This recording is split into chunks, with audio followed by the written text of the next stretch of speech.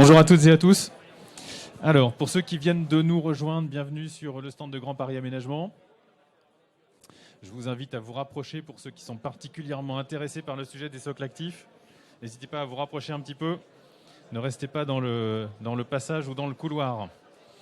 Alors, l'objectif aujourd'hui, c'est de vous parler justement de cette question des socles actifs et de l'investissement dans les opérations de Grand Paris Aménagement dans lesquelles on va avoir à développer des socles actifs. Moi, je suis Fabien Guissot, je suis directeur général adjoint au développement économique chez Grand Paris Aménagement et ravi de vous accueillir ce matin.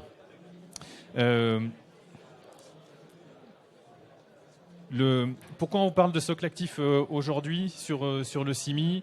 Pourquoi on parle de nos opérations d'aménagement qui comprennent des socles actifs? Parce que ces sujets sont des sujets extrêmement importants pour nous, dans le cadre des enjeux de développement des territoires pour Grand Paris Aménagement.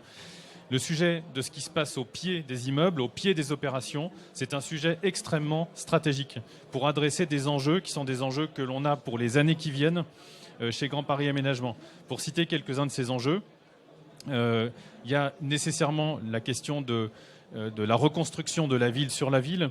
Il y a le fait de favoriser effectivement la mixité des opérations, d'avoir de plus en plus de fonctions différentes dans nos développements, d'éviter de produire uniquement des opérations qui ont vocation d'habitat d'un côté, des opérations qui ont des vocations d'activité économique de l'autre. L'objectif, c'est bien sur tous les territoires sur lesquels on intervient, et on intervient partout en Île-de-France, de réussir à mixer au maximum les fonctions pour que la ville soit plus vivable, plus qualitative, et donc pour qu'on améliore finalement la qualité de vie de tous, des habitants comme des employés, dans toutes nos opérations.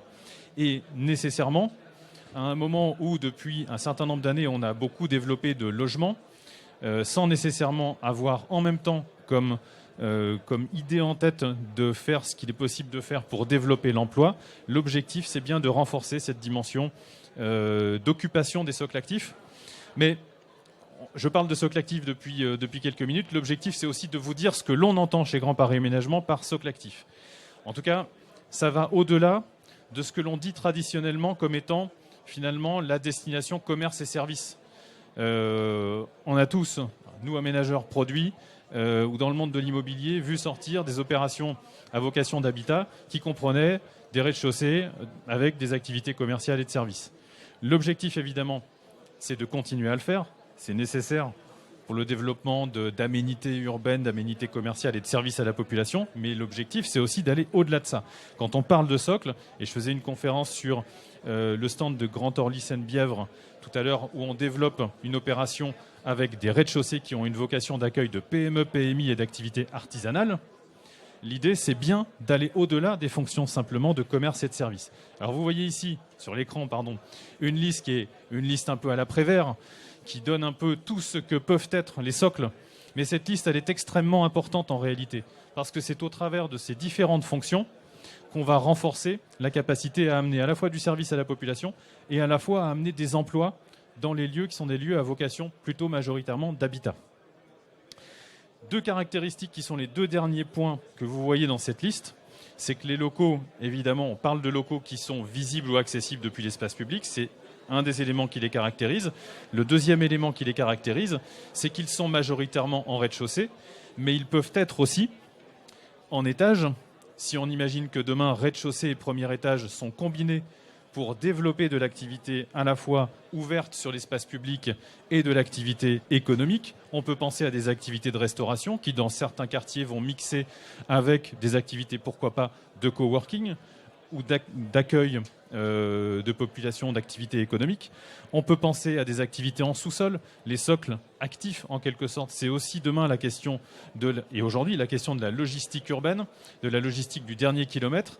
Et on peut avoir des activités, on commence à le faire sur les activités artisanales notamment, qui ont besoin à la fois du socle de l'immeuble, mais aussi de travailler sur ce qui se passe dans les sous-sols. Et la dernière chose, c'est que pourquoi pas, les socles actifs, c'est aussi, même si ça peut paraître un peu contre-intuitif, ce qui se passe en toiture. Les activités hôtelières connaissent des mutations importantes. Elles adressent à la fois le socle des immeubles avec des activités de restauration, mais demain, elles adressent peut-être aussi ce qui se passe dans des logiques de toiture avec des destinations qui sont des destinations un peu différentes. Ça, c'est pour expliquer de quoi on parle. Maintenant, On lance un appel à manifestation d'intérêt début de l'année 2022 chez Grand Paris Aménagement. Pourquoi on lance cet appel à manifestation d'intérêt? On a quelques grands objectifs en fait. La moitié de nos opérations d'aménagement chez GPA, et on en a en cours en permanence entre 60 et 80, la moitié de nos opérations sont concernées par le fait que l'on développe justement des activités en socle. Et on va certainement renforcer dans les années qui viennent le fait d'intégrer ces activités économiques dans le socle de nos immeubles, en avoir plus encore. Donc pour nous, c'est un point extrêmement important. Et l'objectif, c'est d'améliorer notre méthode de production.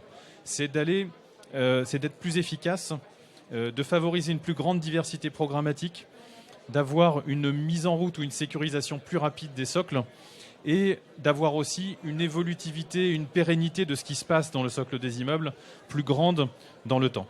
Donc ça veut dire qu'il nous faut mieux dessiner ces rez-de-chaussée. Ces rez-de-chaussée au sens où je le disais tout à l'heure, ils peuvent être un peu plus épais. Aujourd'hui, on a plutôt tendance à récupérer des rez-de-chaussée qui sont produits par les opérations de promotion immobilière pour ensuite les commercialiser. Mais ils sont rarement dessinés en amont en fonction de ce que l'on souhaite comme destination finale. Donc l'objectif, c'est de mieux dessiner ces socles, ces rez-de-chaussée en amont. C'est également de mieux calibrer cette offre, à la fois de manière volumétrique et à la fois dans ses caractéristiques techniques, en fonction du marché local. Quand je dis qu'on a une soixantaine d'opérations d'aménagement, c'est partout en Île-de-France, avec des logiques de zone de chalandise, des logiques de proximité à des polarités économiques qui sont à chaque fois différentes. Donc la connaissance fine du marché local est un élément extrêmement important. Et la troisième chose, c'est qu'il faut, et on souhaite, pré-commercialiser au maximum ces opérations, ou en tout cas avoir une lecture qui est une lecture très claire, notamment par rapport aux élus, de la manière selon laquelle cette commercialisation va s'effectuer. Ce n'est pas la peine de se raconter qu'on choisit l'enseigne 4 ans ou 5 ans à l'avance, alors que ça n'a pas de réalité. En revanche, si on le fait avec des professionnels qui sont des professionnels aguerris, on peut travailler sur des clés de programmation sans nécessairement être trop précis, parce que quand on est trop précis, on raconte des bêtises, mais en revanche en se disant qu'on a suffisamment de garanties pour que ça marche, pour ensuite, 1 an avant la livraison, commencer effectivement à commercialiser. Ça veut dire aussi que si on pré-commercialise, si on a quelques garanties ou quelques sécurités un peu plus importantes, on peut se permettre d'être plus inventif sur une partie des socles que l'on va développer. Ça, ce sont nos premiers objectifs. Et ça veut dire quoi par rapport à la logique d'investisseur et par rapport à cet appel à manifestation d'intérêt qu'on lance à partir du début d'année prochaine? Ça veut dire qu'on souhaite sélectionner un panel d'investisseurs que l'on va avoir à nos côtés. Et quand je dis un panel, c'est un panel volontairement restreint. 3, 4, peut-être 5 investisseurs. On verra en fonction des réponses que l'on aura, qui seront à nos côtés pendant quelques années pour développer l'intégralité de nos socles. Là où aujourd'hui on fonctionne opération par opération. On a une opération, on lance une consultation d'investisseurs pour 1500 m² à tel endroit. On a une autre opération, on relance une consultation. Une troisième opération, on relance à nouveau une consultation. On fait du coup par coup. L'objectif demain, c'est d'avoir pour l'ensemble de nos opérations quelques investisseurs sur une période de temps, 2 ans, 3 ans, 4 ans, on le définira. Et ces investisseurs, on les appellera sur nos opérations en adressant plusieurs polarités commerciales, plusieurs logiques de socle actif, à vocation peut-être commerciale, à vocation peut-être artisanat, PME, PMI, à vocation équipement public. Et tout ça se mixera avec un objectif de péréquation et avec comme objectif de donner aux investisseurs plus de lisibilité sur le volume et plus de volume mécaniquement à investir dans nos opérations. Et donc la possibilité finalement d'être aussi plus inventif parce que dans un sens, on garantira une logique de volume un peu plus importante. Ça veut dire aussi, comme vous le voyez sur le troisième point, associer des investisseurs qui ont des profils divers et complémentaires. Certains investisseurs ayant un profil beaucoup plus commerce, d'autres ayant un profil beaucoup plus activité économique, d'autres ayant des logiques qui sont des logiques plutôt économie sociale et solidaire. Et tout ça, ce sont des briques qu'on doit agencer dans le cadre des opérations qu'on aura besoin de développer.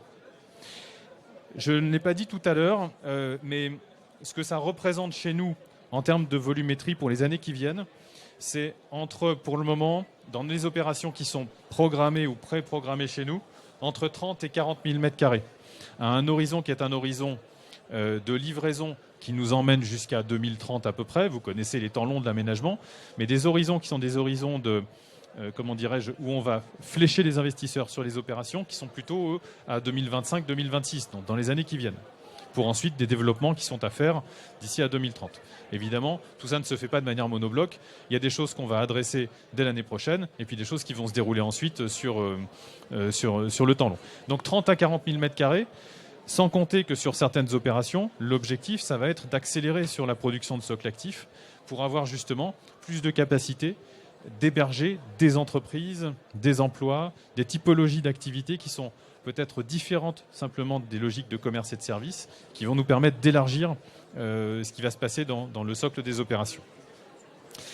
Maintenant, et en espérant avoir été, dans un temps volontairement court, à peu près clair sur ce dont on parle, qu'est-ce qui va se passer en début d'année prochaine? Vous avez ici un calendrier qui est un calendrier purement indicatif, mais qui donne à peu près les grandes lignes du lancement de cet appel à manifestation d'intérêt. A priori, on le lance au mois de janvier. Donc on vous adressera, à vous qui êtes intéressés, et au marché de manière générale, ce dossier de candidature. L'objectif, c'est de réceptionner vos candidatures d'ici au mois d'avril à peu près. Et ensuite, de rentrer dans une phase de sélection des investisseurs. On aura, j'espère, la chance d'avoir de nombreuses candidatures et d'avoir un panorama le plus large possible. Et dans ce panorama d'investisseurs qui nous auront répondu, l'objectif, ce sera de faire une sélection des investisseurs qui nous accompagneront sur ces différentes opérations ensuite. Et normalement, d'ici à l'été 2022, on aura conventionné dans des logiques qu'on va définir au fur et à mesure d'ici au début d'année au dossier de candidature. On aura conventionné d'ici à 2022, à l'été, avec les investisseurs retenus. Voilà ce que je voulais vous dire ce matin sur cette question des socles. Et évidemment, sans prendre plus de temps dans un exercice, on va dire, de présentation un peu académique, l'objectif, c'est qu'on puisse en discuter ensuite à l'issue de la conférence et je suis à votre disposition si vous avez des questions complémentaires. Voilà, merci beaucoup à toutes et à tous et bonne suite de salon et notamment avec tout le programme qui continue côté Grand Paris Aménagement. Merci beaucoup.